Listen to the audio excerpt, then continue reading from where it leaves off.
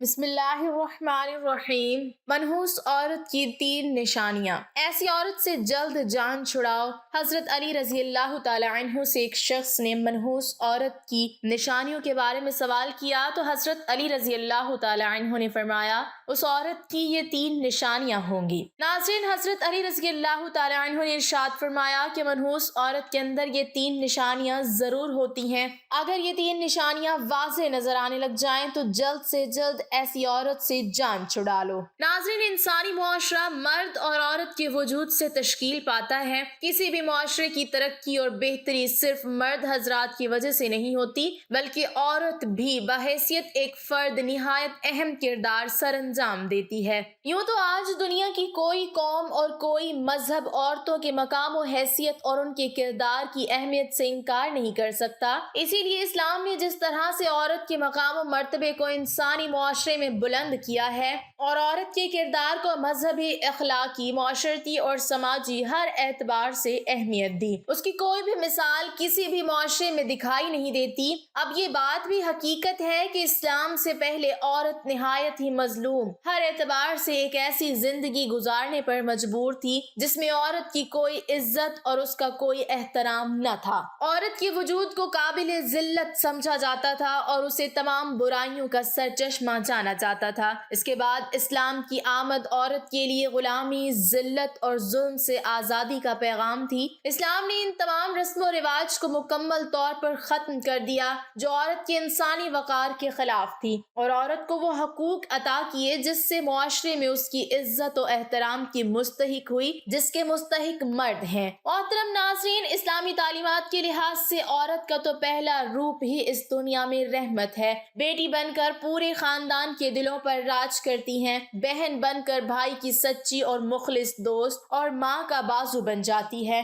اور جب بیوی بنتی ہے تو ہمیشہ ساتھ نبھانے والی اور ہر دکھ اور سکھ کا ساتھی بن جاتی ہے۔ تو اللہ تبارک و تعالی نے اس کا رتبہ اس قدر بلند کر دیا ہے کہ جنت کو اٹھا کر اس کے قدموں میں رکھ دیتا ہے۔ حضرت علی رضی اللہ تعالی عنہ نے ارشاد فرمایا کہ مرد کی مردانگی کی سب سے عظیم اور بلند تر سطح یہ ہے کہ کسی مرد کی وجہ سے کبھی بھی کسی عورت کی آنکھوں میں آنسو نہ آئے۔ ناظرین، جان لیجئے کہ کسی بھی معاشرے میں عورت کا فطری مقام اس کا گھر ہے جہاں وہ اپنی چھوٹی سی ریاست کی ملکہ ہے۔ اسلام نے عورت کو وہ مقام اور مرتبہ عطا کر دیا ہے جو کسی دوسرے مذہب نے عورت کو عطا نہیں کیا۔ اسلام نے مرد کو عورت کا محافظ قرار دیا ہے، اور یہ ہمارا مذہب اسلام ہی ہے جس نے خاندانی رشتوں کی پہچان کروائی ہے۔ اس ویڈیو میں عورت کی کچھ ایسی خوبیاں بیان کی جا رہی ہیں کہ جن سے عورت کا کردار مزید مزین ہوتا ہے۔ ساتھ ہی ساتھ عورت کی 3 ایسی غلطیوں کے بارے میں بھی بتایا جائے گا جس کے سبب عورت کو منحوس قرار دیا گیا ہے، اور یہ 3 کام یا 3 غلطیاں جو بھی عورت کرتی ہے تو وہ منحوس عورت کہلاتی ہے۔ اس حوالے سے حضرت علی رضی اللہ تعالی عنہ کا قول بھی آپ کو بتائیں گے کہ آپ رضی اللہ تعالی عنہ نے اس بارے میں کیا ارشاد فرمایا۔ تمام خواتین کو یہ بات ہمیشہ یاد رکھنی چاہیے کہ جب بھی عورتوں کی نیک خوبیوں کی بات ہوگی تو شوہر کی فرما برداری سر فہرست ہوگی۔ قرآن پاک میں اللہ تعالیٰ ارشاد فرماتے ہیں کہ نیک عورتیں وہ ہیں جو فرما بردار ہیں اور خاوند کی غیر موجودگی میں اپنے مال و آبرو کی حفاظت کرنے والی ہیں۔ ایک مرتبہ حضور نبی کریم صلی اللہ علیہ وسلم سے پوچھا گیا کہ بہترین عورت کون سی ہے، تو آپ صلی اللہ علیہ وسلم نے ارشاد فرمایا کہ وہ عورت کہ جب اس کا خاوند اس کی طرف دیکھے تو یہ اسے خوش کر دے، اور جب شوہر اسے کوئی حکم دے تو یہ اس کی اطاعت کرے، اور اپنے جان و مال میں اپنے شوہر کا ناپسندیدہ کام بالکل نہ کرے اور اس کی مخالفت نہ کرے۔ عورت کے محبت اور اس کی اطاعت میں سب سے زیادہ حقدار اس کا شوہر ہے۔ اس کا اندازہ اس بات سے بخوبی لگایا جا سکتا ہے کہ نماز عبادت کی نہایت اعلیٰ قسم ہے اور سجدہ اس کی چوٹی ہے، لیکن اسلام نے شوہر کا مقام و مرتبہ واضح کرنے کے لیے اتنی اونچی مثال بیان کی ہے کہ سیدنا ابو ہریرہ رضی اللہ تعالی عنہ سے روایت ہے کہ نبی کریم صلی اللہ علیہ وسلم نے فرمایا کہ اگر میں اللہ تعالیٰ کے سوا کسی اور کو سجدہ کرنے کا حکم دیتا تو بیوی کو اپنے شوہر کو سجدہ کرنے کا حکم دیتا۔ پھر آپ صلی اللہ علیہ وسلم نے ارشاد فرمایا، اس ذات کی قسم جس کے قبضے میں محمد صلی اللہ علیہ وسلم کی جان ہے، عورت اپنے رب کا حق ادا نہیں کر سکتی جب تک وہ اپنے شوہر کا پورا حق ادا نہ کرے، حتیٰ کہ اگر اس کا شوہر اسے بلائے اور وہ سواری پر ہو تب بھی اپنے آپ کو نہ روکے۔ حدیث مبارکہ میں ہے کہ جس شوہر کو اپنی بیوی سے تکلیف پہنچتی ہے، جنت کی حوریں اسے بد دعا دیتی ہیں۔ نیک عورت کی ایک خوبی ستر و حاجات کی مکمل پابندی کرنا بھی ہے۔ مسلمان عورت کے لیے پردہ کرنا اسلام کی خصوصیات میں سے ایک ہے۔ پردے میں مسلمان عورت کی عزت و وقار کی حفاظت ہے۔ پردہ ایک رحمت ہے۔ اسلام نے عورت کو انتہائی بیش قیمتی سرمایہ قرار دیا ہے، اس لیے اس کی حفاظت کا خصوصی انتظام بھی کیا ہے۔ زمانہ جاہلیت میں پردے کا کوئی رواج نہیں تھا اور یہ صرف اور صرف ایک اسلامی حکم ہے، یعنی اسلام نے پردے کا حکم نافذ کیا ہے۔ خواتین یہ بات بھی جان لے کہ ان کے لیے اپنے شوہر کی اطاعت کتنی اہم ہے۔ قرآن و حدیث میں اس کی تاکید اس طرح سے آئی ہے کہ جو کام بھی کرو اس میں اپنے شوہر کی اجازت حاصل کرو۔ اس سلسلے میں چند احادیث یہاں پیش کی جا رہی ہیں۔ نبی کریم صلی اللہ علیہ وسلم نے ارشاد فرمایا کہ کوئی عورت اپنے شوہر کی موجودگی میں اس کی اجازت کے بغیر نفلی روزہ نہ رکھے۔ اس کے علاوہ بھی چند نیک خوبیوں کا ذکر کریں گے، لیکن پہلے آپ کو حضرت علی رضی اللہ تعالی عنہ کے فرمان کے مطابق بتاتے ہیں کہ بدبخت اور منحوس عورت کی 3 نشانیاں کون کون سی ہیں۔ کہا جاتا ہے کہ ایک مرتبہ ایک شخص حضرت علی رضی اللہ تعالی عنہ کے پاس آیا اور عرض کرنے لگا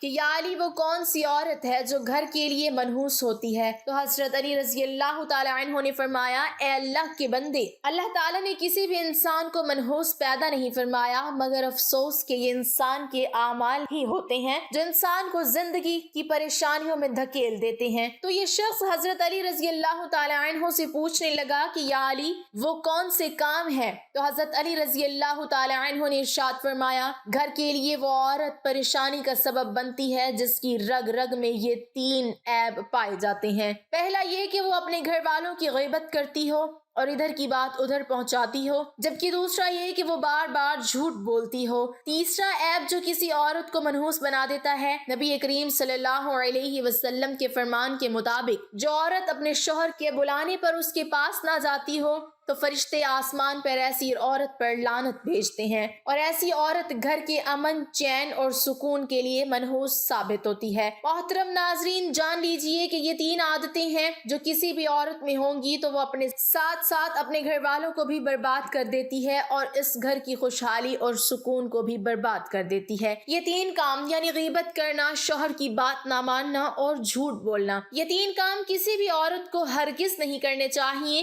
جبکہ ان 3 کاموں میں سے 2 کام تو ایسے ہیں جو کہ عورتوں کے ساتھ ساتھ مردوں کو بھی نہیں کرنے چاہیے، یعنی غیبت کرنا اور جھوٹ بولنا، کیونکہ یہ بہت بڑا گناہ ہے۔ عورت کے لیے یہ بھی حکم ہے کہ وہ اپنے شوہر کی اجازت کے بغیر کسی کو بھی اپنے گھر میں داخل نہ ہونے دے، جیسا کہ نبی کریم صلی اللہ علیہ وسلم کا ارشاد ہے کہ جب بھی کوئی مرد کسی اجنبی عورت کے ساتھ خلوت میں ہوتا ہے تو ان میں تیسرا شیطان ہوتا ہے، اس لیے عورت کو چاہیے کہ وہ کسی مرد کو اجازت نہ دے کہ اس کے شوہر کی غیر موجودگی میں گھر کے اندر داخل ہو، اور اسی طرح سے ایک مسلمان مرد کو بھی چاہیے کہ کسی اجنبی اور غیر محرم عورت کے پاس اس کے شوہر کی غیر موجودگی میں نہ جائیں، جیسا کہ نبی کریم صلی اللہ علیہ وسلم کا ارشاد ہے، کوئی مرد کسی غیر محرم عورت کے ساتھ بغیر محرم کے تنہائی میں نہ ہو۔ اسی طرح عورت کے لیے بھی ضروری ہے کہ وہ شوہر کی اجازت کے بغیر کسی غیر محرم سے بات نہ کرے۔ اس سلسلے میں ارشاد باری تعالیٰ ہے کہ اے ازواج مطہرات، تم دیگر عورتوں کی طرح نہیں ہو، اگر تمہیں خوف ہے بس تم اپنی آواز میں لچک پیدا نہ کرو کہ جس سے مریض دل انسان اپنے دل میں لالچ پیدا کر بیٹھے، اور تم بھلی اور درست بات کرو۔